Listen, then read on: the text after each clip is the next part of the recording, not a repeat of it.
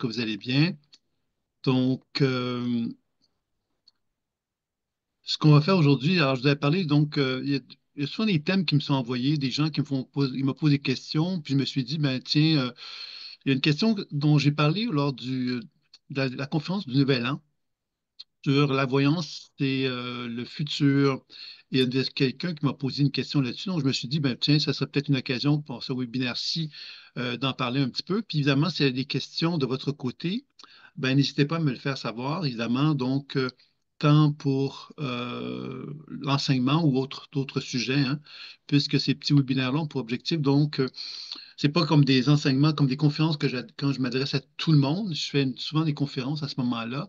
Les webinaires, ben, c'est plus intime et c'est plus dans la mesure où donc des gens peuvent me poser des questions sur la pratique qu'ils sont en train de faire dans le cadre de l'école, hein, puisque ceux qui ont accès au webinaire d'intégration sont souvent des gens qui sont en formation ou qui ont un intérêt pour ça. Donc, les questions, il n'y a aucune mauvaise question. Toutes les questions sont bonnes à poser. Et puis, donc, évidemment, je vous salue à tous. Et puis, finalement, donc, la fameuse petite question. Alors, comme s'il y a des questions d'interrogation, mais vous m'en faites pas soit dans le chat ou bien vous me faites signe et je vous donne donc accès. Vous pouvez ouvrir votre micro puis vous poser votre question en direct. Il n'y a aucun problème. Les deux options sont très bonnes. Donc, alors, il neige ici au Québec, pour ceux qui veulent le savoir. C'est une période plus froide actuellement à laquelle on a droit, mais bon, on s'y fait à chaque année, donc on va s'en sortir encore cette année, ne soyons pas inquiets. Alors, donc, concernant la voyance, alors, la question qui me était posée, c'est est-ce qu'il y avait finalement une destinée? J'avais abordé un peu le sujet dans d'autres conférence ou même dans la petite conférence sur le Nouvel An, j'avais déjà parlé un petit peu de ce sujet-là, mais bon, comme ça m'était de nouveau posé, je me suis dit, j'ai peut-être pas été très clair par rapport à ça. Mais moi, quand j'ai commencé dans la pratique, j'avais un voyant qui m'inspirait beaucoup, qui était un Français que je suivais au Québec, parce qu'il était au Québec, et que j'allais le voir régulièrement, puis toute ma famille qui allait le voir. En fin de compte, j'avais été informé par ma mère, en fait, qui s'intéressait beaucoup à la voyance. Et puis, ce mec-là m'avait toujours beaucoup impressionné parce qu'il avait quand même euh, un- une intelligence dans ses propos, dans ce qu'il disait, etc. Et ça m'a donc intrigué. Puis c'était un gars qui se présentait comme un voyant, donc qui avait vraiment cette notion de concept de destinée dans lequel il y avait, comme les gens étaient nés avec un certain chemin, et ce chemin-là, bon, on devait le suivre, etc. Puis moi, donc, évidemment, j'ai beaucoup adhéré à ça. Puis après ça, bon, quand j'ai suivi mes formations avec des guérisseurs, j'ai commencé, donc, évidemment, donc, à m'intéresser, donc, évidemment, à la voyance. La voyance, c'est donc, finalement, lire le futur chez les gens. Et j'ai commencé à me rendre compte que lire le futur des gens, c'est supposer qu'il y a quelque chose euh, qui est relié à une destinée, c'est-à-dire quelque chose, un chemin qui est tracé, et puis on va passer à travers ce chemin-là, quoi que l'on fasse. Et puis finalement, moi, ce que je me suis rendu compte, c'est que quand on regarde le champ énergétique d'une personne, alors le champ énergétique d'une personne, c'est donc son aura, on constate que dans son aura, il se compose un certain nombre d'informations qui se trouvent là, qui sont importantes à comprendre. D'une part, il y a le passé. Alors, qu'est-ce que c'est que le passé? C'est évidemment mon passé à moi, mon histoire personnelle, donc ce que j'ai compris de ma vie, les croyances que j'ai pu développer dues à ces expériences de vie que j'ai vécues, les blocages émotionnels que j'ai pu vivre également, sont tous des éléments qui font que j'ai un regard sur mon passé. Et ce regard sur mon passé fait que, d'une certaine façon, je programme mon présent et mon futur à travers cette compréhension que j'ai de mon passé. Alors donc, quand on a cette vision du futur qui est assez développée, ben c'est sûr que le risque, c'est que ce futur-là, quelque part, ben, il soit complètement en harmonie avec nos croyances, puis nos blessures, puis nos certitudes qu'on a vécues dans notre passé. Alors, ça touche un peu la notion de karma, hein, qu'on voit aussi assez fréquemment euh, dans la spiritualité. On entend beaucoup parler de ça, hein, cette idée que on est arrivé sur Terre, puis on a un bagage d'expériences de vie qui sont là, et ce bagage d'expériences de vie, ben, nous confronte à devoir vivre finalement. C'est ce qui a été vécu à ce moment, c'est ce qui a été conclu dans cette mémoire d'autre vie-là. Et puis moi, évidemment, quand j'observe les lectures intuitives, ce qu'on doit comprendre, c'est que nous, en tant qu'intervenants, ce qu'on peut faire, c'est qu'on peut aller visiter ces mémoires d'autres vies-là, ces mémoires familiales, ces mémoires personnelles qui sont dans mon champ d'énergie, et on peut les transformer. Et lorsqu'on les transforme, on délie des blocages, et parce que ça délie des blocages, ben, ma relation que j'ai avec mon passé change. Puis inévitablement, mon regard sur mon futur change aussi puisque j'ouvre ma conscience à de nouvelles possibilités. Et ça va beaucoup avec la physique quantique, hein, la médecine quantique, je vais l'appeler comme ça, parce que la physique quantique, ça touche la science quantique. La médecine quantique, c'est quelque chose qui est moins reconnu comme étant scientifique, parce que c'est quelque chose qui est un peu contesté. Mais la médecine quantique, finalement, c'est cette relation du quantique avec la physiologie du corps humain, avec, par exemple, il y a une définition du cerveau, le cerveau quantique, qui met en évidence que le cerveau s'est délocalisé, il est donc partout, et dans le champ énergétique. La conscience de mon cerveau n'est pas dans ma tête, n'est pas dans mon cœur, n'est pas dans mon ventre, mais il est comme délocalisé, donc partout. Et ce partout-là signifie justement que l'être que je suis, ben, a la capacité donc de développer, de comprendre quelque part que mon orteil a quelque part une certaine conscience de qui je suis, puis une capacité donc de comprendre des choses que mon cerveau n'est pas capable de comprendre. Donc, quand on commence à comprendre ça, ça veut donc dire que quand on fait une lecture intuitive à une personne, quand on fait un voyage dans le corps d'une personne, on constate que dans le corps de la personne, il y a une intelligence qui l'anime. Alors, quand je suis dans le pied d'une personne, ben, le pied de la personne est animé par une intelligence, sa cheville aussi, son mollet aussi. Il y a quelque chose qui est animé par une conscience qui est là. Et cette conscience-là, évidemment, elle est gérée par l'ensemble de tout. Hein, mais à quelque part, il y a donc des éléments, des compartiments dans notre être qui font que cette conscience-là existe. Et ce qui est important de comprendre, c'est que plus je suis unifié à moi-même, plus ma conscience est unifiée, plus j'ai une clarté, puis plus je sais où est-ce que je m'en vais. Moins je suis unifié avec moi-même, moins je suis capable donc de ramasser tous ces états de conscience-là en moi pour en faire une unité, puis en faire une direction. Ce qui veut donc dire que je vais me perdre finalement dans toutes les facettes de l'être que je suis, puis je n'arriverai pas à trouver une synthèse de qui je suis. Alors ça, on trouve ça beaucoup, moi, dans ma pratique, j'ai vu ça beaucoup chez les gens atteints de maladies mentales. Quand je dis atteints de maladies mentales, c'est pas moi qui le disais, c'est la psychiatrie qui avait donc identifié ces personnes-là comme atteints de maladies, comme la schizophrénie. Et j'en ai quand même pas mal, plusieurs personnes qui ont eu ce type de problème-là qui sont venues me voir. Et je constatais que chez ces personnes-là, il y a effectivement quelque chose de morcelé, c'est-à-dire que leur conscience, hein, leur cerveau délocalisé, il n'est pas unifié. Il est compartimenté, c'est-à-dire il est morcelé. Sa conscience, on n'arrive pas à se ramasser en un seul morceau. Alors, vous comprendrez évidemment que cette relation que j'ai avec mon passé, dans ces conditions-là, me met dans une situation où mon futur devient beaucoup plus incertain. Hein, quand je n'arrive pas à définir qui je suis, ben, je n'arrive pas à me projeter dans mon futur. Quand je suis convaincu que mon futur, mon passé a été vécu, par exemple, je ne sais pas, j'ai été une victime toute ma vie, et je suis convaincu que c'est ça qui va m'arriver toute ma vie, ben, on comprend évidemment que le futur que je suis en train de créer, est un futur qui est associé au fait que je serai victime. Je l'ai été et je le serai demain aussi. Alors, vous voyez, ça, c'est des choses à quelque part qu'il faut comprendre, que quand une personne vient nous voir, et que moi, par exemple, je vais faire une lecture intuitive à une personne, je pourrais très bien faire une lecture intuitive de la personne en lui disant, mais voici ton avenir, en partant du principe de ce qu'elle est, sans interagir avec elle. C'est-à-dire que j'accueille son champ d'énergie, je vois ses problématiques, mais je n'interagis pas avec, et je ne fais que simplement prendre cette personne-là telle qu'elle est aujourd'hui et de la projeter dans le futur. Et à ce moment-là, je vais donc faire des prédictions de son futur, mais qui va simplement tenir compte de ce qu'elle est sans faire aucune modification sur elle. Ça me fait penser à ce qu'on appelle la lipégénétique aujourd'hui, qui est une nouvelle science, hein, qui reconnaît que les gènes ne sont pas figés comme on le pensait. Pourquoi je vous parle de ça? Mais parce qu'à mon sens, à moi, il y a quelque chose de très similaire avec la notion de destinée. Alors, longtemps, on a pensé que la destinée était figée. Longtemps, on a pensé que les gènes étaient figés.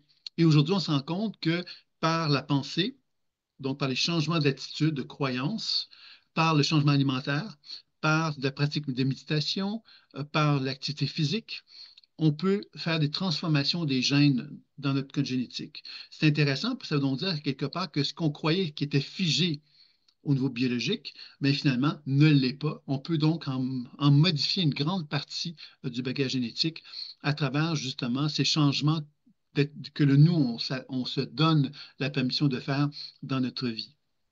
Donc, tout ça, cette idée-là nous amène m'amène à vous dire que oui, évidemment, on ne peut pas changer tout le passé, notre relation avec le passé, on ne peut pas le changer complètement, mais c'est certain que ce fameux cerveau quantique-là, il y a des médecins qui se sont intéressés en disant que il voyait ce cerveau quantique-là comme capable de concevoir toutes les probabilités de l'être humain que je suis. C'est-à-dire que toutes les probabilités, c'est-à-dire tout ce que j'ai vécu dans mon passé et tout ce que je n'ai pas vécu dans mon passé se retrouverait comme des potentiels dans ce cerveau quantique-là.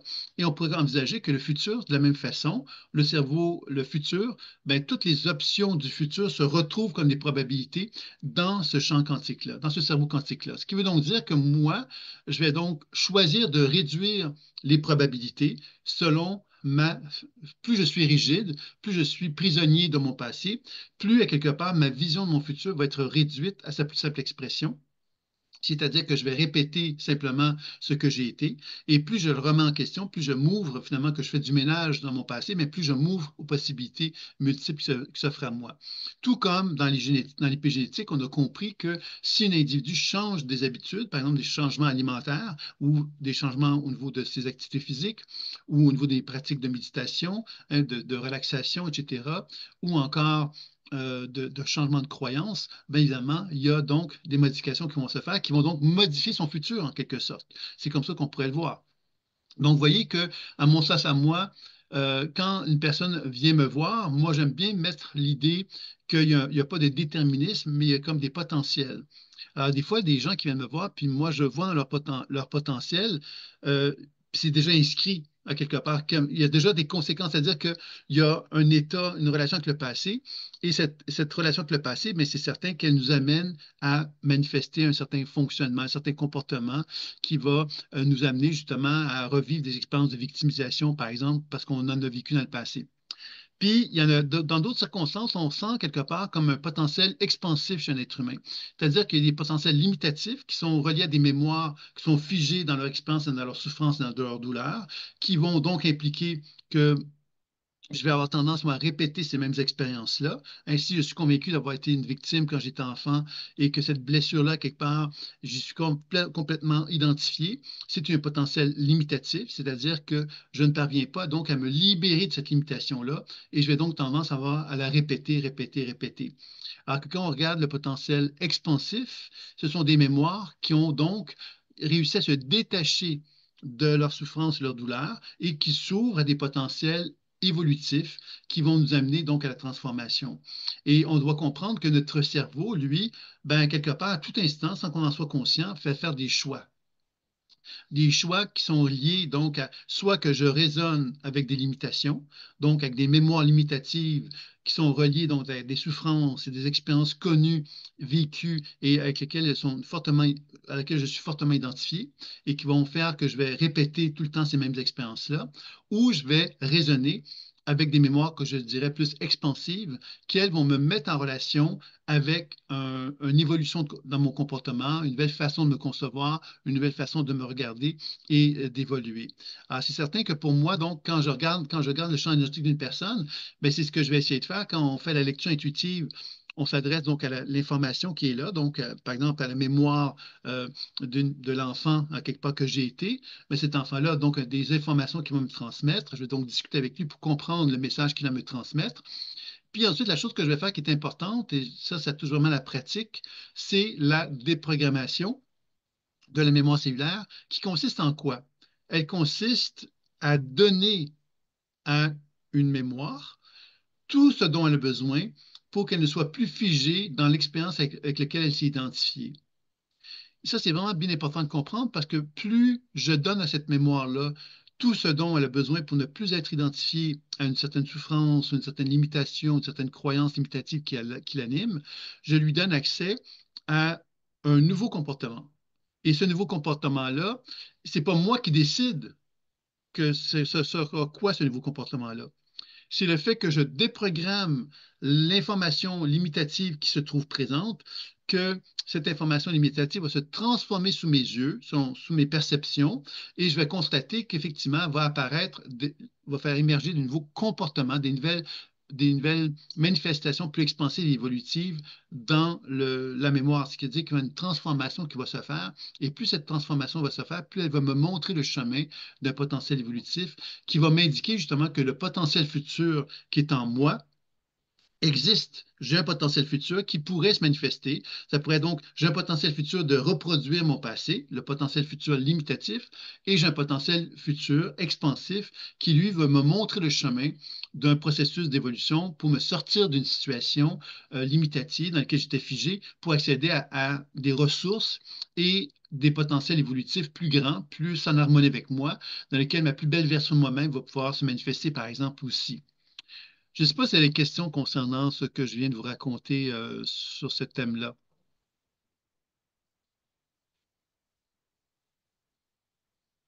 Oui, Marie, Hélène.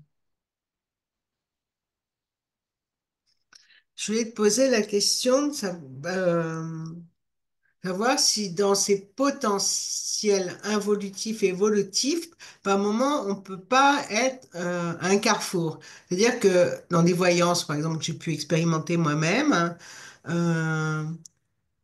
euh, le voyant expliquait que il voyait plutôt ce genre d'évolution ou d'involution ou de répétition, comme tu dis, de schéma.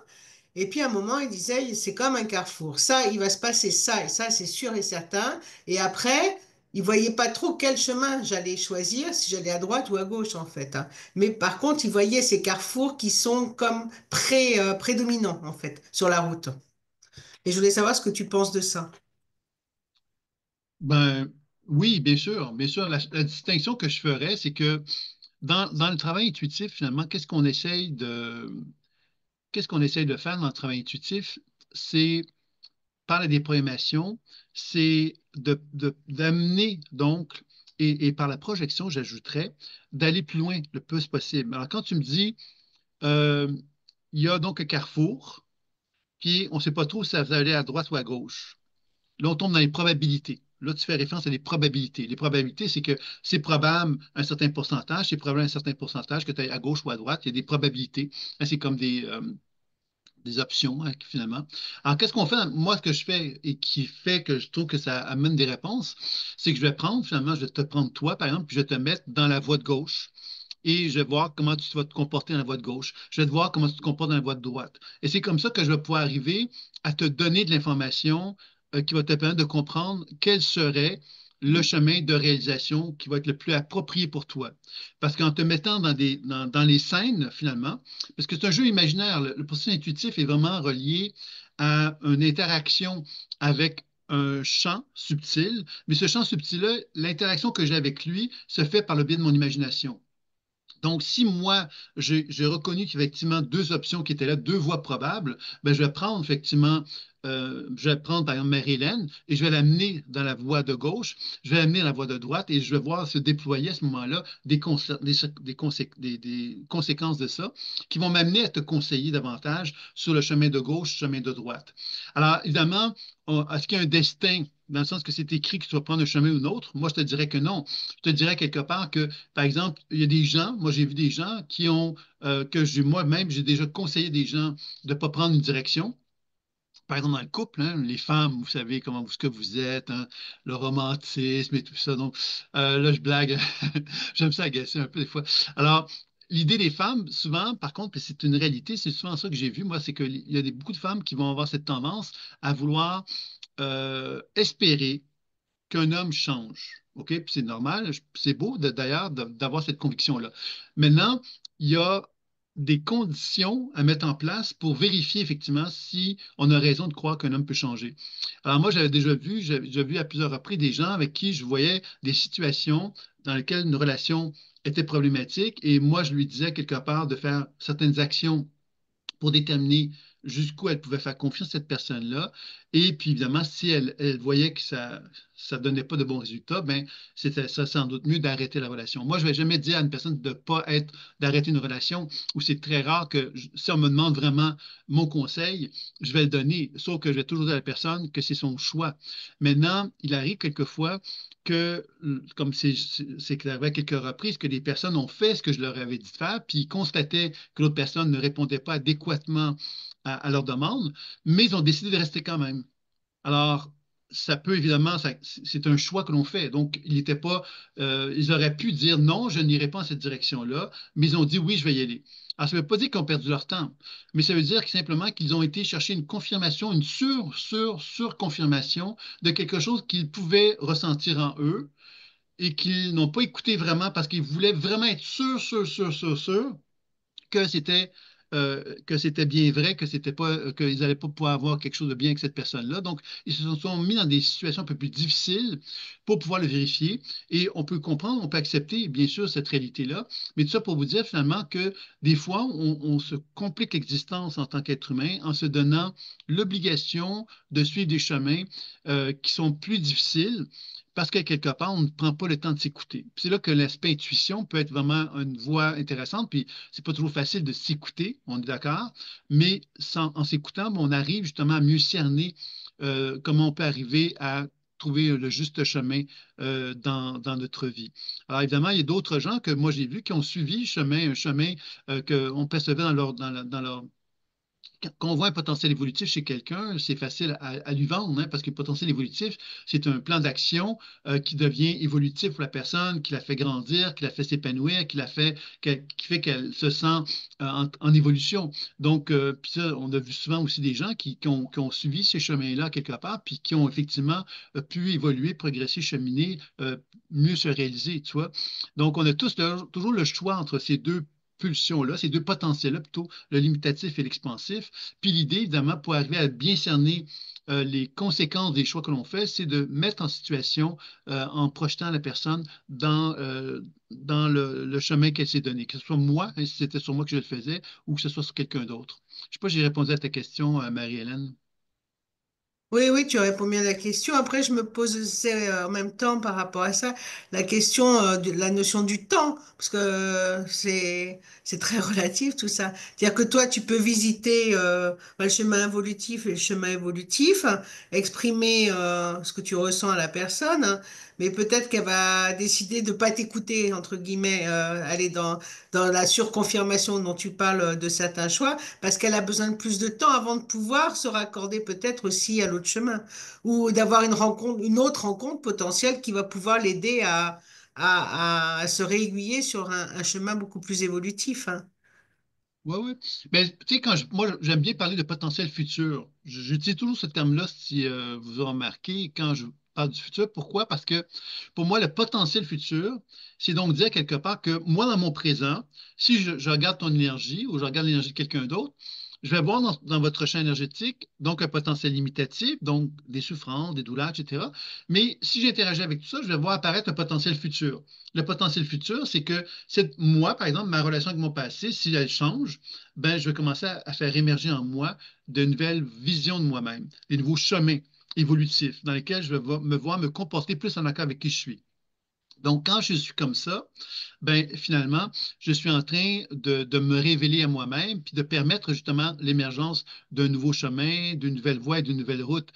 Alors, rappelle-moi ta question, parce que là, je suis en train de me perdre, juste pour être La sûr que... question, c'était la notion du temps dans tout ça. C'est-à-dire Ah, qu'on peut partir. Voilà, il y a la notion du temps. Et après, en même temps, je vais rajouter, comme ça, tu vas faire un global pour répondre, par rapport à la notion de libre arbitre. C'est-à-dire, si je vais voir un voyant qui va me dire qu'un jour, je vais habiter dans un pays du Nord, puis il se passe rien pendant 15 ans, puis tout d'un coup, ben, je fais une rencontre amoureuse, je pars vivre à l'étranger dans un pays du Nord. Est-ce que l'impact qu'il y a eu il y a 15 ans que j'ai oublié, mais sans l'oublier, parce que forcément, l'information, elle interagit, elle est venue en moi. Est-ce que ça va pas moduler aussi ma façon d'avancer? ben, c'est sûr. L'intuition, moi, ce que je dis souvent dans les enseignements, une chose qui est très importante à comprendre, c'est que il y a la notion de suggestion qui est très forte. Ainsi, je dis à quelqu'un quelque chose, je suis en train de lui suggérer quelque chose, donc je suis en train de l'amener dans une direction plutôt qu'une autre. C'est pour ça que c'est si important dans la démarche intuitive de ne pas tomber dans ce que j'appelle la manipulation, qui est différente. Hein, manipuler quelqu'un, je vais vous donner un exemple. Ce matin, je pense que c'est ce matin ou hier soir, j'ai vu sur mon Instagram, il me semble, ou je pense que c'est ça, une personne qui m'a envoyé un message, je ne le connaissais pas, euh, je sais plus son nom, et qui dit je suis voyante, si vous êtes intéressé, je pourrais faire une consultation, quelque chose du genre. OK? Moi, je ne réponds pas à ça. Mais le matin, par exemple, ce matin, elle m'envoie, dit, je sens que vous n'êtes pas bien dans votre vie, je pourrais vous guider, etc. Elle dit quelque chose comme ça. Ça, pour moi, c'est insultant parce que ça, c'est un peu comme une forme de manipulation. C'est-à-dire que la personne, elle ne donne aucune précision parce que si elle avait dit, je ne sais pas moi, je sens telle chose, telle chose, telle chose, telle chose, telle chose, j'aurais pu dire, OK, ben là, elle s'est engagée. Elle s'est engagée dans le sens qu'elle a dit des choses sur lesquelles moi, je peux dire oui, je peux dire non. Je pourrais dire, bon, ben voilà, elle a mis sur la table un certain nombre de choses qu'elle a perçues de moi et j'aurais pu trouver ça intrusif, ça c'est sûr, parce que j'aurais pas trouvé ça acceptable qu'elle le fasse.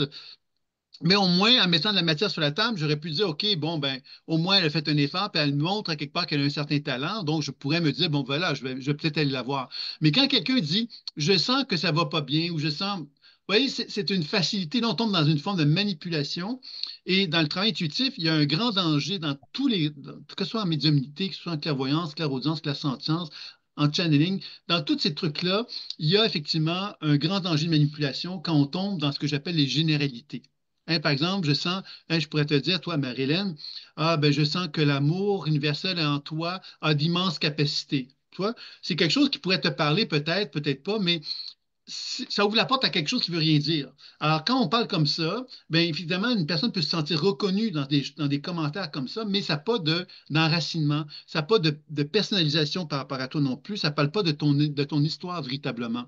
Et ça, c'est quelque chose, évidemment, que les intuitifs pas très compétents, mais qui sont habiles, vont utiliser beaucoup la notion de suggestion. Et ça, c'est quelque chose, évidemment, à laquelle, c'est pour ça que moi, je mets beaucoup d'emphase sur le questionnement dans la démarche intuitive, parce que le questionnement, qu'est-ce que c'est? C'est d'arriver à être capable de comprendre ce que l'on perçoit avant même qu'on le dise à notre partenaire. Si on le fait sur un partenaire, on doit être capable de comprendre ce que l'on fait avant même de lui dire. Pourquoi? Parce que ça nous donne un certain pouvoir sur notre compréhension de l'autre. Parce que si l'autre nous dit, je ne suis pas d'accord avec toi, ben, nous, à ce moment-là, qu'est-ce qui arrive? C'est qu'on devient redevable envers la personne, c'est-à-dire qu'on devient dépendante du fait qu'elle nous dise oui, c'est vrai ou c'est pas vrai. Et là, c'est un danger parce que ça veut donc dire que la personne, elle pourrait très bien dire à tout ce qui ne fait pas son affaire que c'est pas vrai, puis tout ce qui fait son affaire, elle pourrait nous dire que c'est vrai. Donc, c'est évident qu'il faut apprendre donc à trouver une certaine foi en l'état de soi pour être capable de trouver la justesse par rapport à tout ça. Et quand un voyant nous fait des prédictions face au futur, la notion du temps est un élément très difficile, c'est clair. Quand on me demande une prédiction, je vais le faire parce que je suis gentil, puis j'essaye de répondre à la demande. Et je dis bien, par contre, que, le potentiel futur, c'est quelque chose, évidemment, qui se fait. Si on peut dire, par exemple, ça va se faire dans un an, mais ça peut peut-être faire dans 5 ans, tu vois. Donc, dans ce sens-là, il y a quelque chose là-dedans à laquelle il faut faire très attention au niveau de cette notion du futur. Mais c'est pour ça que moi, je parle de potentiel futur, parce que le potentiel futur, ça met en évidence à quelque part que l'être humain que je suis est en devenir. Et cet être humain qui est en devenir, ben, son rôle à lui, c'est euh, de devenir sa plus belle version le plus rapidement possible. Et c'est là que thérapeute intuitif peut beaucoup aider parce que le thérapeute intuitif peut aiguiller la personne dans ce devenir-là pour qu'il puisse prendre le meilleur chemin pour se rendre à l'objectif qu'il s'est fixé et donc d'éviter de prendre des détours, prendre des chemins complètement distincts, etc. Mais c'est sûr que la notion du potentiel futur, du temps par rapport au futur est toujours très difficile à manifester. mais c'est un fait que ce qui est important, moi, ce que j'aime bien mettre en évidence, c'est pas tant la prédiction que de mettre en évidence la notion de responsabilité par rapport à ce futur-là. C'est-à-dire que si moi, tu me dis que tu veux atteindre tel objectif, que tu es conscient, que tu as conscientisé que cet objectif-là te plaît, ben, organise-toi pour le réaliser. Donc, moi, mon intérêt, ça va être d'aider la personne à lui donner les moyens pour être capable de se réaliser dans le futur que je lui ai transmis, tu vois. Alors que quand on projette quelqu'un dans le futur avec quelque chose qui n'a pas de rapport, je donne un exemple, je vois une personne, bon, je lui dis, bon, tu vas aller en Russie, euh, tu vas aller en Russie, puis tu vas accomplir de grandes choses en Russie. Si je ne mets pas de contexte, que je ne mets pas la personne dans un contexte, elle, qu'est-ce qu'elle va faire, la personne, pour qu'elle donne du sens à ça, elle va devoir se dire, OK, moi, je suis Sylvain Bélanger, je fais tel travail, etc. OK, je pourrais effectivement ben, me retrouver en Russie, puis finalement faire de la pratique intuitive en Russie. Par exemple, moi-même, je pourrais me projeter, je pourrais voir que c'est possible. Mais si le thérapeute ne me met pas dans ce contexte-là, ne me met pas de phraser pour arriver à atteindre cette étape-là. C'est un peu comme s'il me projetait dans quelque chose sur lequel je n'avais pas de moyens de vérification. Et souvent, qu'est-ce qui va arriver chez les gens qui ont ce genre de prédiction-là, qui reçoivent ce genre de prédiction-là, c'est qu'ils vont aller voir un autre intuitif, un autre intuitif, un autre intuitif. Parce que justement, ils vont devenir finalement un peu comme drogués par rapport au fait qu'ils veulent se faire sécuriser par rapport à leur futur. Et comme un voyant ne dit pas la même chose qu'un autre voyant, ben, quelque part, on va avoir tendance à développer cette forme de dépendance où on va toujours avoir besoin de se faire sécuriser par rapport à notre futur en se faisant dire des choses qui vont nous réconforter d'un travail intuitif. C'est pour ça que c'est si important pour moi que le travail intuitif ne mise pas trop sur l'aspect futur, mais mise plus sur le pouvoir qu'on a sur notre futur, parce qu'à ce moment-là, ça ouvre la porte à l'aspect thérapeutique. Ça ouvre la porte à l'étape où la personne apprend à cheminer dans sa vie. Parce que si on ne lui donne pas ce cheminement-là, on devient complètement, comment dire, impuissant devant le futur. Le voyant m'a dit que j'allais faire ça. Ben OK, je m'assois puis j'attends. J'attends qu'il se passe quelque chose que le voyant m'a dit qu'il allait faire. Et ça, c'est un danger, je trouve, qui est vraiment malheureux. Même en astrologie, moi, j'ai fait de l'astrologie pendant longtemps. Et une des raisons pourquoi j'ai arrêté, c'était ça, c'est que les gens, je sentais que les gens venaient avec une volonté qu'on leur dise qu'est-ce qui allait se passer dans leur futur, puis eux étaient passifs, ils attendaient que les choses se passent, puis ils avaient l'impression qu'il y avait une destinée finalement, puis qu'ils n'avaient rien à faire que d'attendre. Et moi, je trouve ça vraiment dommage parce que je crois qu'au contraire, la démarche de la destinée, le potentiel futur, c'est quelque chose qu'on doit apprendre justement à prendre en main pour faire en sorte qu'il puisse être atteint finalement, tu vois. Je ne sais pas si j'ai répondu à ta question, Marie-Hélène. Oui, oui, c'est très clair, merci beaucoup. C'est intéressant, mais l'astrologie, c'est toujours pareil. Moi, je suis numérologue et avec ma clientèle, entre autres, je parle d'énergie. C'est-à-dire que l'énergie, elle invite à aller plutôt, elle parle enfin, voilà, d'une forme de différentes couleurs, hein. Et après, il y a une énergie évolutive et une énergie involutive, et à la personne de choisir son curseur. C'est juste pour éclairer par rapport à cette énergie. Donc ça se recoupe aussi avec ce que tu dis. Et je trouve que l'astrologie, d'ailleurs, est très utile dans ce sens-là également, pour éclairer. Après, évidemment qu'on reste maître de ses pas. Oui, puis moi, j'ai une approche que de l'astrologie, j'ai beaucoup aimée, qui s'appelait l'astrologie humaniste, pour la simple raison que eux, parce qu'en astrologie, en général, qu'est-ce qu'on va mettre l'emphase, c'est sur l'événement. C'est-à-dire qu'il se passe, il y a un aspect avec un autre aspect, et il y a un événement qui se produit. Puis là, l'astrologue est un peu confronté à devoir prouver au client il voit clair dans ce qui va se passer dans sa vie, tu vois. Alors que l'astrologie humaniste met en évidence beaucoup plus l'idée, puis je trouve ça très intéressant parce que ça met en évidence plein de choses par rapport à l'aspect même du domaine de l'intuition, c'est que quand une planète se présente dans notre thème, qu'est-ce qu'elle va faire? Elle va faire émerger en soi une énergie nouvelle, des nouvelles perceptions de nous-mêmes. Donc, l'astrologie humanisme mettait plus l'emphase sur de quelle façon que toi, tu peux t'harmoniser à cet impact énergétique-là, plutôt que de mettre l'emphase sur ce qui se passe à l'extérieur de toi. Parce que l'extérieur de toi, qu'est-ce que c'est? Ben, c'est finalement le reflet de cette transformation qui se fait en dedans de toi. Donc, plus tu apprends justement à être en harmonie avec cette énergie-là, plus tu vas être capable de pouvoir créer ta vie comme tu le souhaites et comme tu le sens, toi. Et ça, je trouve ça quand même très intéressant. Puis l'autre chose aussi, c'est que dans le domaine de l'intuition, on a souvent tendance, moi je vois ça souvent avec, à le Nouvel An d'ailleurs, j'ai vu ça, des gens qui vont dire, ah, je ne sais pas comment vous vous sentez, vous, mais l'énergie l'énergie aujourd'hui est très lourde. Toi, je la trouve très lourde. Alors finalement, au lieu de dire, je vis quelque chose qui est très lourd en moi, au niveau vibratoire, au niveau énergétique, et je prends le temps de jauger ça pour vous en parler, on va tendance à avoir dire non, je la sens lourde et vous devez la trouver lourde vous aussi, un peu comme si, à quelque part, c'est comme ça on mettait en évidence le fait qu'il y a une transformation collective. Et la transformation collective, tout le monde la vit de la même façon. C'est-à-dire que tout le monde devrait la trouver lourde parce que moi, je la trouve lourde. Mais c'est pas nécessairement vrai, c'est que chaque être humain a une relation avec le vivant qui est différente.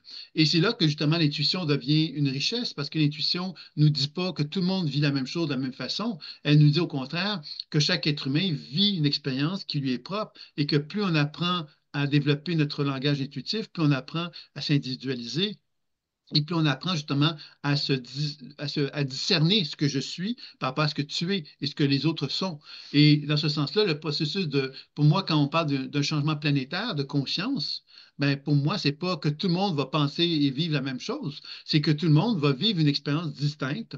Et il y a des gens qui vont être capables de passer, qui vont évoluer, progresser, cheminer, puis d'autres pas, tout simplement. Pourquoi? Mais parce que chaque être humain, à quelque part, aura une relation plus ou moins bonne avec cette transformation-là, tout simplement. Et ça, je pense que c'est quelque chose qu'on a tendance à négliger parce qu'on a tendance à penser que, bon, quand le changement va se faire, mais bon Dieu va mettre ça à on, va ouvrir va ouvrir les valves, puis là, tout le monde va se transformer en lumière, puis ça va être merveilleux et fantastique. Alors que je crois qu'il y a des êtres qui sont capables de s'y ouvrir, d'autres pas, tout simplement parce que c'est comme ça. Il faut quand même reconnaître qu'on est tous des individus à part entière et que ces individus-là, ben, on doit apprendre à cheminer. Et c'est ça un peu que moi, que j'ai observé dans la pratique intuitive, c'est beaucoup ça finalement. C'est que quand on accompagne quelqu'un, ben, on accompagne un individu qui a donc des résistances, des blocages, tant au niveau de sa santé que dans sa dimension psycho-émotionnelle ou même spirituelle. Donc, il faut apprendre justement à uniformiser tout ça pour aider une personne à ce qu'elle puisse cheminer, en fin de compte. Est-ce qu'il y aurait d'autres questions concernant, donc, Chantal qui dit le plus vite possible est arrivé à notre meilleure version.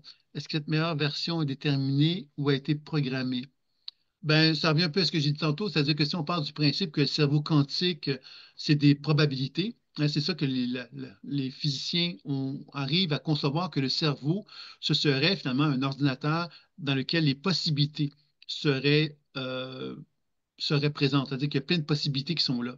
Alors, ces possibilités-là, finalement, qu'est-ce qu'ils vont faire qu'on va en déterminer une plutôt qu'une autre? C'est tout simplement, je dirais ça comme ça, la ligne de moindre résistance, c'est-à-dire que si moi je suis programmé dans mon passé à un certain nombre de choses, ben, la ligne de moindre résistance, c'est que j'aurai tendance à reproduire ce que j'ai vécu dans mon passé, dans mon présent et mon futur. Donc, ça va peut-être m'éloigner de ma plus belle version de moi-même.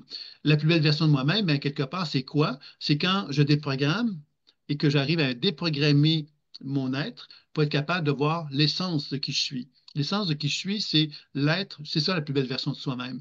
Et cette plus belle version de soi-même, ben, elle est en devenir perpétuellement, parce que pas parce que je suis devenu la plus belle version de moi-même aujourd'hui que demain, je ne serai pas une plus belle version, hein. C'est-à-dire qu'il y a quelque chose qui se développe tout au long de notre vie à travers ça. Et ça demande une constante attention de notre part pour être capable de rester dans cette plus belle version de soi-même, puisqu'à chaque jour, à quelque part, on pourrait dire qu'on renouvelle nos vœux concernant cette plus belle version de soi-même. Et je pense entre autres à des situations, comme je vais vous parler du guérisseur là, qui s'appelle Jean de Dieu, que vous connaissez peut-être, qui est un Brésilien qui était hyper reconnu pendant plusieurs années. Il faisait des guérisons. Il y avait beaucoup de monde qui était malade qui allait le voir au Brésil pour se faire soigner. Il y avait toute une structure très, très étoffée qui était présente, puis beaucoup de gens le valorisaient énormément. Et à mon avis, il y a eu des scandales, des scandales, des scandales, puis il y a eu donc 250 femmes, il me semble, qui l'ont accusé de violence sexuelle à différents niveaux. Il s'est retrouvé en prison. Tout ça pour dire que justement, on parle de plus belle version de soi-même, cette personne-là était perçue comme un saint. Elle était perçue comme un être justement accompli, réalisé. Il était extraordinaire, il était merveilleux, il était fantastique, mais finalement, il semblerait que cette plus belle version de lui-même, ben, elle était contrebalancée par quelque chose qui était plus sombre, qui était moins lumineux, qui était moins en harmonie avec lui-même. Donc, on voit quelque part que cette notion de plus belle version, ben, c'est quelque chose qu'on doit constamment, constamment chercher à renouveler pour être capable de s'accompagner, puis favoriser donc l'émergence de cette expression-là. Tu vois, c'est comme ça qu'on pourrait le voir.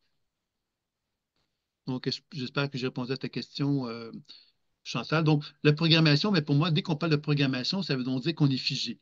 Pour moi, c'est ça que ça veut dire, parce que la programmation, ça veut finalement dire qu'il y a dans nous, à quelque part, quelque chose qui nous met en évidence qu'on a été quelque chose et qu'on va être quelque chose. Tu vois, ça, c'est la notion de programmation. Alors que quand on aborde l'aspect quantique, on reconnaît de plus en plus clairement que l'être humain n'est pas justement programmé à être quelque chose, il est en relation avec plein de possibilités et que plus le cerveau s'ouvre à toutes ces possibilités-là, et plus il peut apprendre justement à ouvrir la porte de sa conscience à toutes les options possibles et impossibles.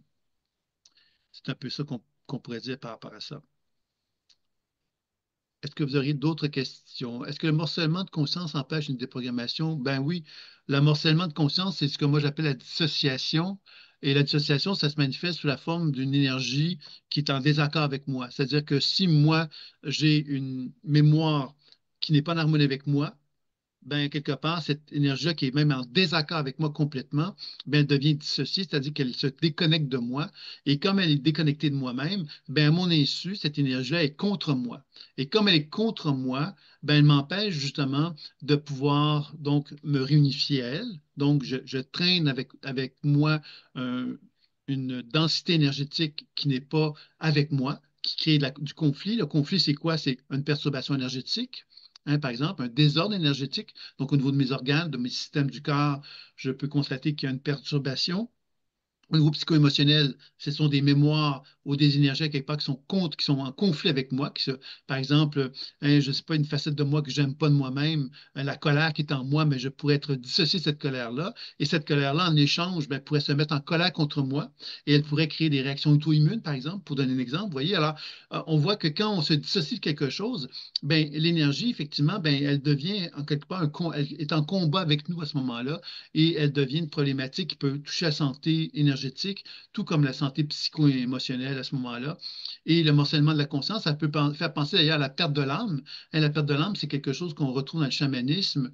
Et la perte de l'âme, ben, on part du principe que l'âme a perdu un morceau. Et ce morceau-là, finalement, c'est une mémoire dissociée. Et cette mémoire dissociée-là, quelque part, ben, le chaman, lui, ce qu'il cherche à faire, c'est de retrouver cette perte d'âme, c'est-à-dire cette mémoire-là, pour la ramener dans le champ énergétique de la personne pour qu'elle puisse se réunifier. Dans la pratique intuitive, il y a des techniques comme la réunification, pour ceux qui ont suivi déjà l'enseignement de base de la pleine conscience intuitive, réunification ou accueil, hein, c'est comme ça, des fois je l'appelle l'accueil aussi, qui est une technique finalement qui cherche à nous ramener en harmonie avec une certaine énergie. Et on constate que quand on fait ce genre de pratique-là, que c'est pas toujours facile de se réunifier avec une énergie. Donc, ça indique bien effectivement qu'il y a un apprentissage, un apprivoisement pour retrouver l'équilibre et l'harmonie avec des mémoires avec lesquelles on était en conflit. Donc, Chantal, est-ce que je peux vraiment guérir alors? Là, tu parles de toi, Chantal, et je ne sais pas pourquoi tu penses à ça. Est-ce que tu peux vraiment guérir alors? C'est-à-dire, est-ce que tu peux vraiment guérir toi ou est-ce que tout le monde, est-ce que c'est une question qui touche la collectivité, dans le sens est-ce que tout le monde finalement peut arriver à guérir alors? Ou est-ce que c'est de toi dont tu parles? Parce que, en fin de compte, l'idée, c'est toujours la même chose. C'est-à-dire que guérir, c'est un mot creux, je vais l'appeler comme ça, parce que guérir, c'est quelque chose qui nous laisse croire quelque part qu'il y a une finalité à quelque chose. C'est-à-dire que je guéris, et parce que je guéris, bon, ben, je suis guéri, et alléluia, tu vois. Mais on sait, et ça touche beaucoup la notion de la physique quantique, encore une fois, que le potentiel santé, parce que tantôt, je parlais du potentiel futur, mais si je parle du potentiel santé, le potentiel santé, qu'est-ce que c'est? C'est quand je regarde le champ énergétique d'une personne, et que je vois que le champ énergétique est parfaitement harmonieux avec la personne et qu'il n'y a aucun obstacle, aucun heurt, aucun blocage dans son champ énergétique, ça veut donc dire que la personne a un potentiel santé optimal. C'est-à-dire qu'elle ne vieillira pas, cette personne-là. Son corps va vieillir moins rapidement que la majorité des gens et que son fonctionnement physiologique va être optimal. Donc, elle va finalement avoir une capacité de vivre en santé très longtemps. On pourrait voir ça comme ça. Alors évidemment, une personne qui se retrouve dans une position de perturbation énergétique, hein, par exemple de désordre quelconque, n'est pas malade, mais elle est en perturbation. Elle est donc dans une relation avec elle-même qui n'est pas pleinement harmonieuse, donc elle est dans un état d'effort, elle fait des efforts pour garder sa santé, et donc elle est en train progressivement de la perdre. Donc, vous voyez que quand on parle de guérir, pour moi, c'est ça que j'aime bien mettre en évidence, c'est parce que guérir, ça appartient à la médecine. Et c'est un mot qui, finalement est un mot qui ne veut pas dire grand-chose, puisque quand on parle de cancer, par exemple, quand on dit on a guéri d'un cancer une personne, ben, ce qu'on lui dit aussi, c'est que tu as plusieurs années d'attente pour vérifier si effectivement le cancer ne reviendra pas. Donc, ce n'est pas une guérison, c'est simplement comme une forme de période de latence où on espère que ça ne reviendra pas. Donc, tout ça est finalement relatif, hein. Le mot guérison est relatif. Alors, l'idée de guérir est un terme qui, je trouve, des fois, nous crée un stress parce qu'il nous laisse croire qu'il faudrait guérir de quelque chose. Alors que si on dit je m'accompagne pour que mon potentiel santé soit optimal, que mon potentiel psycho-émotionnel soit optimal, que mon potentiel spirituel soit optimal, ben ça veut donc dire quelque part que je m'accompagne. M'accompagne, c'est-à-dire qu'à chaque jour, je prends le temps de me relier à moi-même et de chercher à m'épanouir le plus possible dans toutes les facettes de mon être.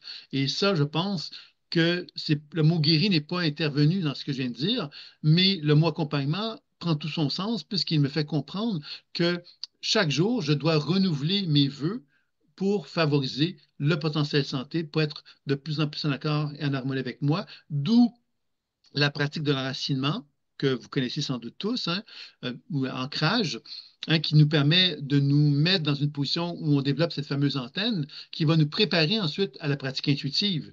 Donc, cette fameuse antenne, hein, si on la travaille chaque jour, de favoriser la présence de la Terre et du ciel à travers soi, ben, ça me permet d'apprendre donc à développer une verticalité. Et cette verticalité-là, quelque part, me développe la position de témoin et me permet de faire des voyages en moi pour m'accompagner pour favoriser mon potentiel santé. Donc, Chantal, j'ai bien compris que c'était donc de toi que tu parlais, mais et après être déprogrammé. Et je ne comprends toujours pas ton commentaire, finalement. J'essaie de comprendre qu'est-ce que tu veux dire. Pourquoi, finalement, que tu ne pourrais pas te guérir alors? Euh, Ça veut donc dire que tu as expérimenté la déprogrammation, si je comprends bien, et que tu n'es pas parvenu au résultat escompté. Est-ce que c'est ça que tu veux dire?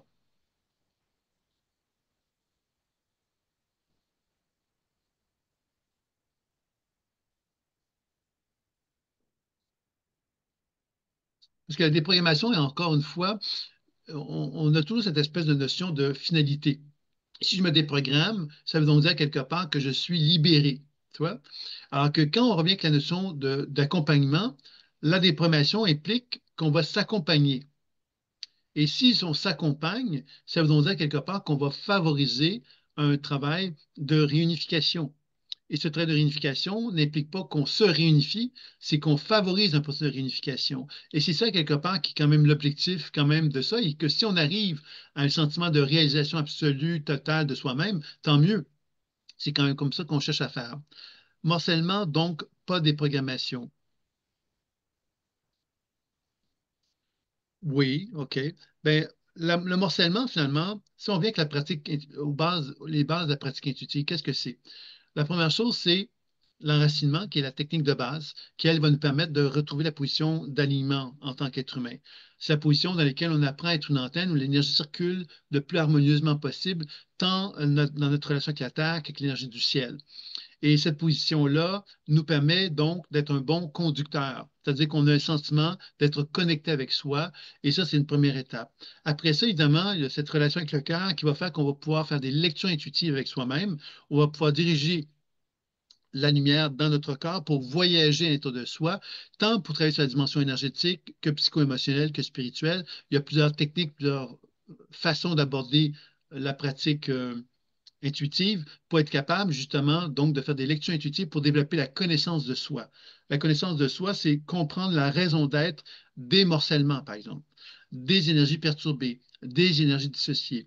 On sait que toute énergie dissociée est donc en conflit avec moi. Donc, si je prends le temps de discuter avec elle, je risque que cette énergie dissociée me dise pourquoi elle est dissociée. C'est quoi son message? C'est quoi sa raison d'être? Donc, en faisant ça, j'apprends donc à développer une compréhension de qui je suis. Comprendre ne veut pas dire que je vais transformer ma vie, mais comprendre, c'est quand même développer une position de témoin dans laquelle je regarde ce qui est en moi et je le comprends. Donc déjà, c'est quand même une forme d'acceptation positive qui peut en résulter et c'est une première étape importante. La deuxième étape de la déprogrammation, c'est qu'à partir du moment que j'ai compris qui était là devant moi, ben, je vais lui dire, mais qu'est-ce que je peux faire pour t'aider? Alors, qu'est-ce que je peux faire pour t'aider? C'est de quelle façon que je peux intervenir envers toi pour que tu te sentes mieux. Alors là, évidemment, si on parle de travail subtil dans les mémoires, bien évidemment, on va donc utiliser notre potentiel imaginaire, notre potentiel créateur pour travailler sur cette énergie-là pour justement amener une transformation. Et que quand on fait ce travail de transformation-là, on amène l'énergie en question à changer sa relation avec nous. Et quand je dis amène à changer sa relation avec nous, ce qui veut donc dire que notre relation évolue et elle ne vient plus la même que celle qui était là avant. C'est-à-dire que je suis en train de changer ma relation avec le morcellement. Donc, je suis de moins en moins morcelé avec cette énergie en question. C'est ça l'objectif de la déprogrammation. Donc, la déprogrammation ne va pas se faire en une seule fois, elle va se faire des fois en plusieurs fois, surtout dans le travail personnel, parce que le travail personnel, c'est souvent un travail qui demande plus de répétition, pour la simple raison qu'il va y avoir donc une transformation dans ma relation énergétique avec moi par ma façon de transformer la mémoire en question. Et ça va me permettre aussi d'avoir accès à faire émerger en moi des nouveaux comportements, parce que plus je libère la mémoire qui est programmée, plus j'accède à des nouveaux comportements qui sont plus en accord avec moi. Ça, c'est ce qu'on appelle la déprogrammation, c'est que quand on déprogramme, on libère énergétiquement parlant quelque chose de cristallisé, puis en même temps, on accède à des nouveaux comportements, des nouveaux potentiels, des nouvelles façons de nous concevoir, de nous regarder. Et plus on apprend accueillir cette transformation-là, et plus nos connexions neuronales au niveau de mon cerveau vont amener des nouveaux fonctionnements psychiques qui vont faire qu'on va être capable de soutenir et supporter le changement qu'on va chercher à manifester. C'est pourquoi d'ailleurs qu'il y a un protocole, pour ceux qui suivent des enseignements sur le contrat sacré, que j'appelle, moi, qui donne un peu toute cette notion de comment on peut arriver à amener un changement, puis comment on peut soutenir le changement par la répétition qui fait qu'on va être capable de se connecter davantage avec le potentiel évolutif qu'on a reconnu en nous plutôt que notre limitation. Puis la troisième étape, c'est le soin. Le soin, évidemment, qui va consister justement à utiliser le transfert d'énergie et d'autres techniques de guérison qui peuvent concerner les chakras ou les techniques de chirurgie, miniaturisation ou transfert d'énergie qu'on a vu pour ceux qui ont suivi les enseignements. Et c'est là qu'on va comprendre, à quelque part, que dans cette pratique-là, on peut justement rétablir la circulation énergétique. Et rétablir la circulation énergétique, c'est favoriser la réunification aussi. Donc, l'énergie morcelée, elle devient de moins en moins morcelée à mesure qu'on parvient à se réunifier à elle, en fin de compte, et à favoriser une harmonisation, à se manifester au point de vue énergétique aussi. Tous ces moyens-là vont nous amener vers l'idée que ce qui est morcelé l'est de moins en moins. Alors, tu vois, c'est comme une relation amicale.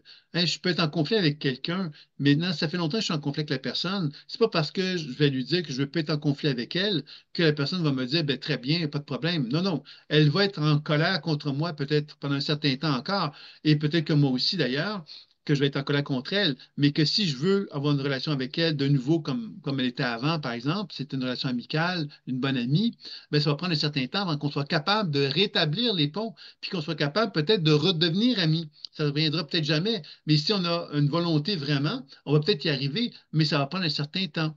Donc, c'est certain que le conflit que je vis avec moi, parce qu'une énergie morcelée, c'est une énergie qui est dissociée, qui est en conflit avec moi. Donc, le temps que ça prenne pour qu'on puisse arriver à amener un équilibre avec cette énergie-là, ça peut être un peu plus long que quelquefois qu'on s'y attend.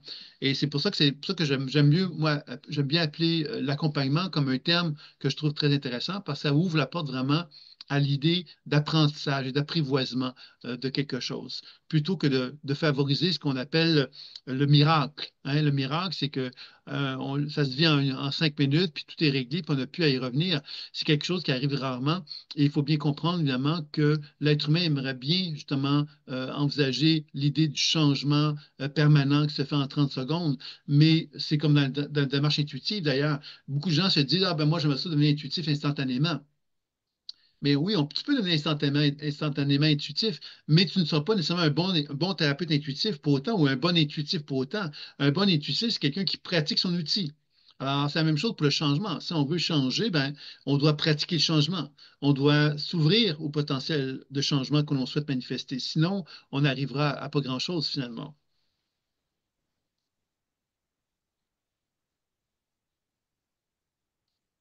Ah oui, là, je te replace, Chantal. Oui, on pourra regarder ça la prochaine fois, Chantal, oui. Mais évidemment, c'est certain que il y a donc une autre approche également en psychothérapie, à quelque part, que moi j'ai beaucoup aimé, que je vais vous faire part, parce que c'est une pratique que j'utilise aussi dans l'enseignement et dans les consultations aussi. Et c'est une pratique finalement qui est très puissante. C'est ce qu'on appelle la thérapie des parties ou la thérapie. euh, attendez, le terme ne me vient plus. Thérapie des parties. Oui, je pense qu'on c'est ça qu'on peut l'appeler, mais il y en a un autre terme, la thérapie projective. Qu'est-ce que ça met en évidence? C'est qu'on peut travailler on part du principe, puis ça, je suis totalement d'accord, parce que dans le livre La spirale évolutive que j'ai écrit, on parle beaucoup de 56 états de conscience qui animent le champ énergétique d'une personne. Et la thérapie est partie consiste justement à reconnaître qu'on a à l'intérieur de soi des dimensions qui sont à l'intérieur de soi. Par exemple, je peux avoir en moi la personne qui s'est sentie abandonnée. La personne abandonnée. Alors, la personne abandonnée, ça veut donc dire quelque part qu'elle est dissociée de moi parce que je suis en conflit avec elle, je me suis dissocié d'elle. Et là, on peut donc travailler à la personnifier à travers, par exemple, en la mettant sur une chaise, par exemple. Et, euh, et à commencer à discuter avec cette énergie-là et à établir une communication avec elle, puis favoriser donc un travail pour favoriser un sentiment d'union, d'harmonie avec moi et l'énergie. Dans la démarche intuitive, qu'est-ce que moi je fais? C'est que justement, euh, dans l'enseignement aussi plus avancé, ce que je demande aux gens, c'est d'être capable de le faire avec un partenaire, puis d'être capable de percevoir qu'est-ce qu'il y a sur la chaise pour l'accompagner, pour être capable de cheminer à ce niveau-là. Mais c'est une thérapie qui existe sans parler de démarche intuitive qu'on va retrouver en psychothérapie, dans lequel on va chercher justement à reconnaître qu'à l'intérieur de nous-mêmes, on est animé par des états de conscience qui ne sont pas, on n'est pas unifié en une seule pièce. C'est-à-dire qu'il y a des états de conscience qui sont en nous et on apprend justement par ce type de technique-là à faire la paix avec elles. Et c'est quelque chose qui est quand même très intéressant à expérimenter donc, ça, c'est quelque chose qui peut être une voie aussi, une piste intéressante à suivre pour favoriser donc la réunification avec soi-même ou avec un partenaire aussi.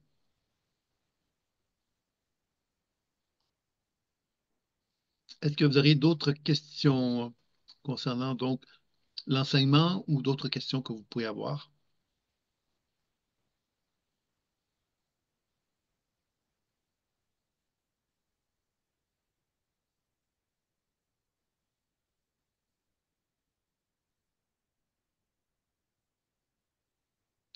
Ben, comme vous savez, il n'y a eu aucune question qui a été faite sur la pratique, donc ça veut donc dire qu'il n'y a personne qui a pratiqué, ou je ne sais pas quoi penser par rapport à ça, mais c'est quand même l'objectif des webinaires, c'est certainement de pouvoir vous aider à voir clair dans votre pratique. Puis évidemment, s'il y a d'autres thèmes, j'avais même déjà dit, des thèmes plus personnels, c'est possible aussi donc de le faire. L'idée, c'est de vous accompagner une fois par mois sur l'ensemble de ce que vous apprenez, vous apprenez à acquérir dans la pratique intuitive et dans la pratique donc de déprogrammation, de soins, donc toutes les bases, puis tous les enseignements qui sont proposés. Donc voilà. Alors, ben, s'il n'y a pas d'autres questions, moi je vais m'arrêter ici. Isabelle qui dit que c'était riche, donc tant mieux, c'est apprécié. Euh, Est-ce que vous auriez d'autres commentaires, d'autres questions? C'est bon? Oui, oui, vas-y, Marie-Hélène. Oui, une dernière petite question. C'était très riche, oui, merci beaucoup. Moi, j'ai pas encore commencé à pratiquer, je suis encore dans les apprentissages. Tu me conseilles d'attendre, bien faire le tour de tout l'apprentissage avant de commencer à pratiquer, ou je me lance et au fur et à mesure des apprentissages, je peux affiner, en fait, en quelque sorte. Tu veux dire te lancer dans une pratique vers l'autre ou vers toi? Non, non, d'abord moi, avant de OK, faire OK, avec moi. OK. Toi, tu as fait une journée, si je me rappelle bien, puis Ah oui, c'est pour ça que j'avais fait qu'une hmm, journée. Bon, je vais m'inscrire de toute façon pour qu'on travaille ensemble. Là, j'étais malade, je n'ai pas pu le faire, mais hmm. ça va aider à compenser aussi cette deuxième journée que j'avais ratée et puis pouvoir se lancer, etc. Mais... C'est sûr que l'enseignement à laquelle tu as accès, je crois que c'est un enseignement hyper complet. Je te le dis très franchement, il est plus complet que le week-end. Parce on a le temps de l'enseignement en ligne, ça a des plus et des moins, mais l'avantage, c'est que c'est un enseignement qui a eu lieu plusieurs fois. Et j'ai apporté des ajouts, des apports, des éléments supplémentaires. Donc, ce qui fait que l'enseignement est très, très complet. Donc, moi, ce que je te dirais, c'est que tu peux vraiment y aller selon ton feeling. Tu peux déjà pratiquer avec ce que tu connais déjà, mais c'est vrai que l'enseignement, tu peux prendre où est-ce que tu en es, puis chercher à développer, tu vas voir qu'il y a d'autres rapports. Puis l'important de la pratique intuitive, finalement, c'est la pratique d'une part, mais ceci, c'est de bien comprendre lecture intuitive, déprogrammation et soins. Beaucoup de gens ont de la difficulté à bien cerner les trois, et c'est les trois éléments tout au long de la formation, dans tous les enseignements que je vais donner, c'est la base, c'est lecture intuitive, déprogrammation et soins. Ah, évidemment, il y a des enseignements qui sont plus orientés sur la déprogrammation, d'autres sur les soins, mais la lecture intuitive demeure toujours très présente. Alors, je pense que c'est important d'être vraiment toujours attentif à vraiment travailler sur les trois aspects en même temps et de chercher à combiner à travers toutes les différentes techniques qui sont proposées, parce que toutes les autres techniques c'est des prétextes, en fin de compte, pour rappeler ces trois éléments-là et de les travailler différemment tant sur soi que un partenaire. Donc, je te dirais que même faire un partenaire, faire sur toi, faire sur un partenaire en alternance, ça peut être super intéressant aussi pour toi aussi. Ok, merci beaucoup. Merci à toi, Véro. Bon, donc, pas quand c'est avancé en enseignement, mais tout plaisant de vous écouter, mais merci. Puis évidemment, ben, c'est ça. Donc, évidemment, l'idée de l'enseignement, ben, quelque part, vous n'êtes pas obligé c'est sûr que l'enseignement en ligne, c'est une source, des fois, ça peut être démotivant. Et c'est pour ça que ces webinaires-là mensuels ont lieu. C'est un petit peu comme une façon d'essayer d'une part, de répondre aux questions que vous avez, puis aussi de voir de quelle façon que je peux vous aider à cheminer, puis à aller plus loin dans votre pratique. Donc, c'est ça qui est le plus important, je dirais. OK, donc Daniel qui est un peu timide pour me parler en groupe, si je comprends bien. Non, donc, tu me parleras, il n'y a pas de problème. Donc, si tu le souhaites, il n'y a pas de problème à ce sujet-là. Donc, écoutez, je pense qu'on va s'arrêter ici, si ça vous convient. Euh, le prochain webinaire, je n'ai pas arrêté la date, mais ce sera à la fin février. Je vais l'annoncer bientôt dans le school. Puis donc également, je suis en train de préparer des nouvelles propositions d'enseignement, donc vous allez recevoir ça bientôt. Alors, vous pourrez voir s'il y a un intérêt pour ceux qui sont pas déjà, qui sont peut-être pas engagés ou qui auraient envie d'aller un peu plus loin. Donc voilà. Alors, je vais vous souhaiter une belle fin de journée, une belle fin de soirée. Vous allez donc accéder au replay. Dans les prochains jours, dans le school, je vous ferai un petit mot pour vous aviser si vous êtes intéressé à reviser et reprendre donc le webinaire d'aujourd'hui. Je vous remercie, je vous dis à très bientôt. Au revoir à tous.